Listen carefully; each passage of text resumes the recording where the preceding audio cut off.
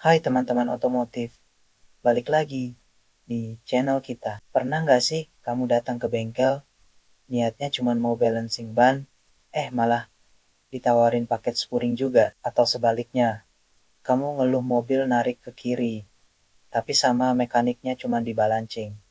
Bingung kan? Jujur aja, banyak banget pemilik mobil yang masih ngira spuring dan balancing itu satu paket, atau bahkan sama aja. Padahal, keduanya punya fungsi yang benar-benar beda.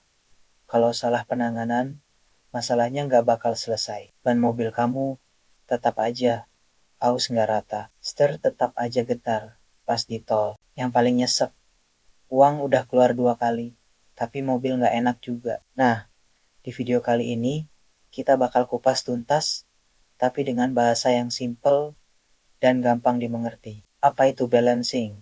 Apa itu spuring? Bedanya di mana? Kapan mobil kita butuh balancing? Kapan harus spuring? Dan yang paling penting, apa keduanya harus selalu dikerjakan barengan? Yuk, kita bahas sampai tuntas, biar kamu nggak bingung lagi. Oke, kita mulai dari yang paling sering didengar dulu, balancing. Apa sih balancing itu? Balancing adalah proses untuk menyeimbangkan atau menyetarakan berat pada setiap roda mobil. Jadi, satu roda mobil itu kan terdiri dari velg dan ban. Secara teori, berat keduanya harusnya terdistribusi merata di seluruh sisinya. Tapi, pada kenyataannya, hampir nggak ada ban dan velg yang sempurna. Pasti ada satu titik yang sedikit lebih berat dari titik lainnya, walaupun cuman beberapa gram. Nah, kalau roda ini nggak seimbang beratnya, apa yang terjadi? Waktu roda berputar dengan kecepatan tinggi, misalnya di atas 80 km per jam, bagian yang lebih berat tadi akan menciptakan gaya sentrifugal yang nggak rata.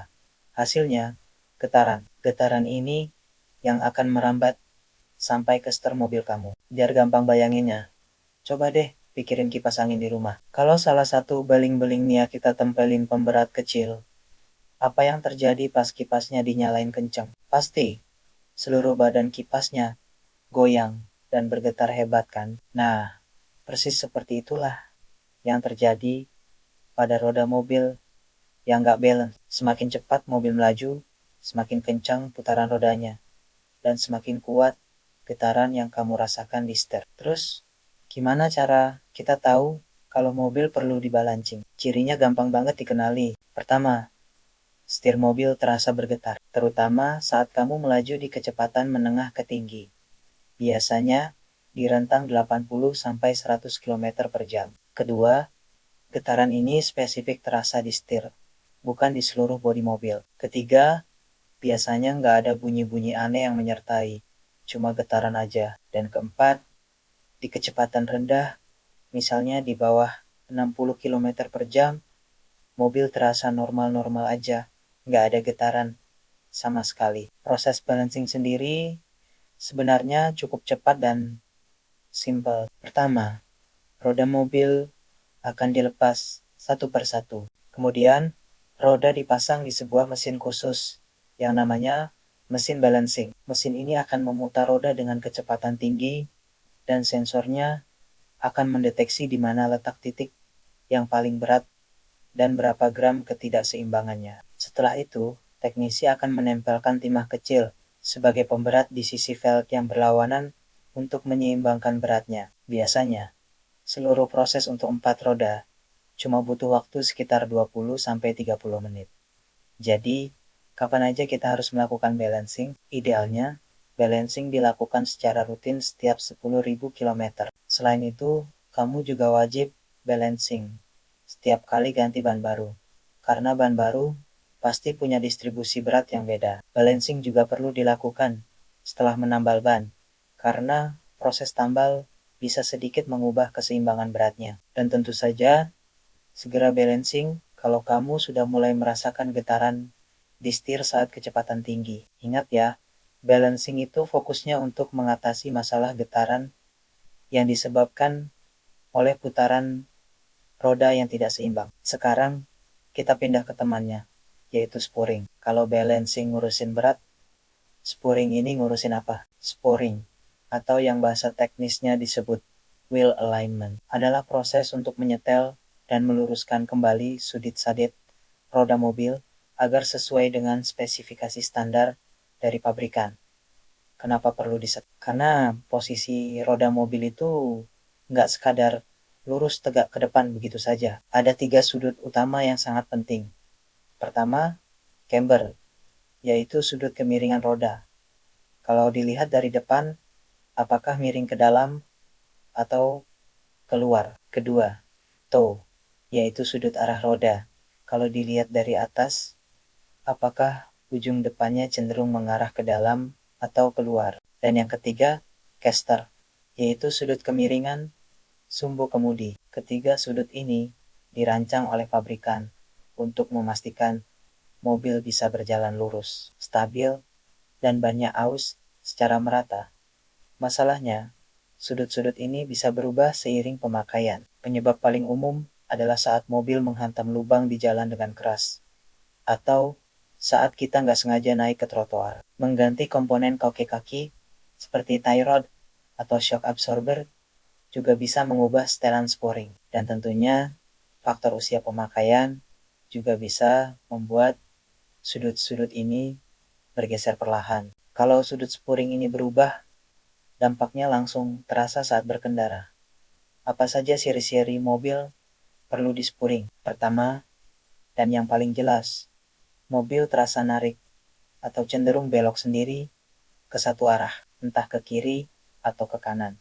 Padahal posisi setir sudah lurus. Kamu jadi harus sedikit menahan setir untuk membuat mobil tetap berjalan lurus. Kedua, posisi setir tidak lurus atau miring saat mobil berjalan lurus. Ini bikin risih banget kan? Dan yang ketiga, yang paling merugikan adalah ban aus. Tidak merata. Kamu bisa lihat salah satu sisi ban, entah bagian dalam atau luarnya. Jadi, lebih tipis atau botak duluan dibanding sisi lainnya. Proses pouring ini lebih kompleks dibanding balancing. Mobil akan dinaikkan ke sebuah alat khusus, biasanya berupa platform dengan sensor digital. Sensor-sensor canggih akan dipasang di keempat roda untuk membaca sudut camber, toe, dan caster secara akurat. Data dari sensor ini akan ditampilkan di layar komputer, menunjukkan seberapa besar pergeseran sudut dari standar pabrikan. Dari situ, teknisi akan melakukan penyetelan di bawah mobil.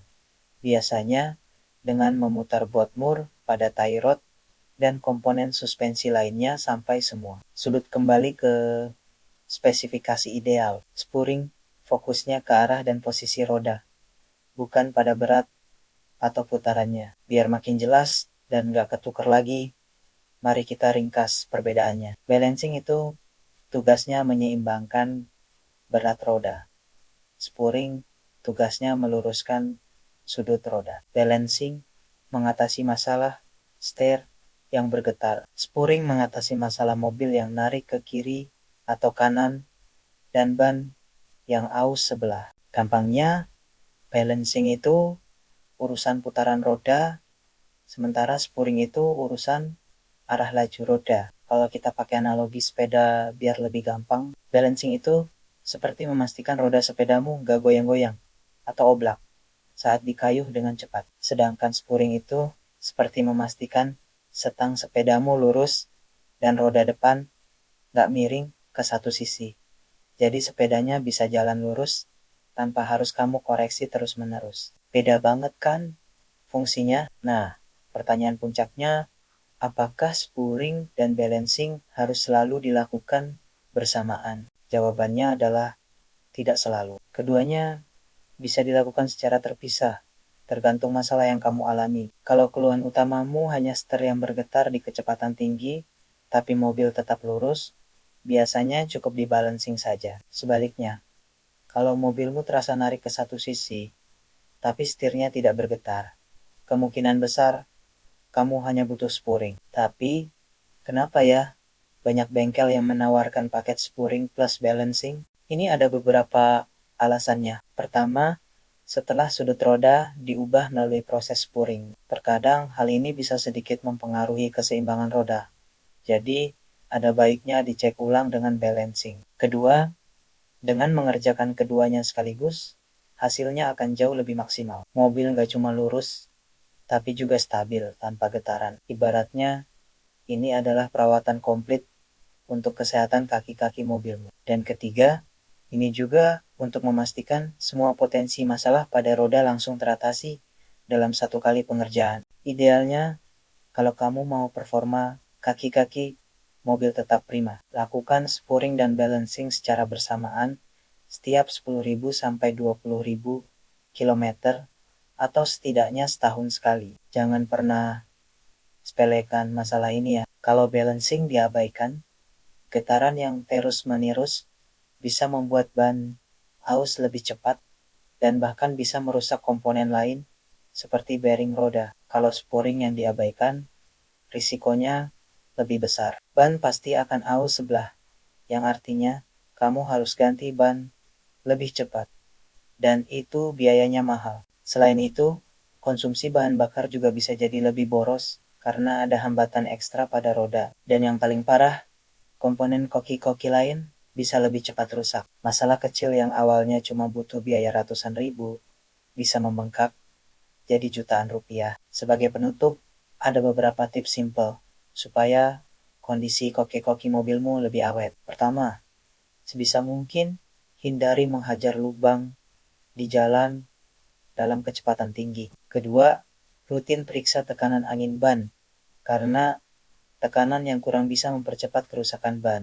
Ketiga, lakukan rotasi ban secara berkala, biasanya setiap 10.000 km, untuk memastikan semua ban aus secara merata. Dan yang terpenting, segera bawa mobil ke bengkel terpercaya kalau kamu mulai merasakan ada yang aneh pada setir atau cara mobilmu berjalan. Ingat, merawat mobil itu bukan cuma soal mesin dan ganti oli. Roda dan sistem koki-koki adalah bagian vital yang menentukan kenyamanan dan, yang paling penting, keselamatanmu di jalan.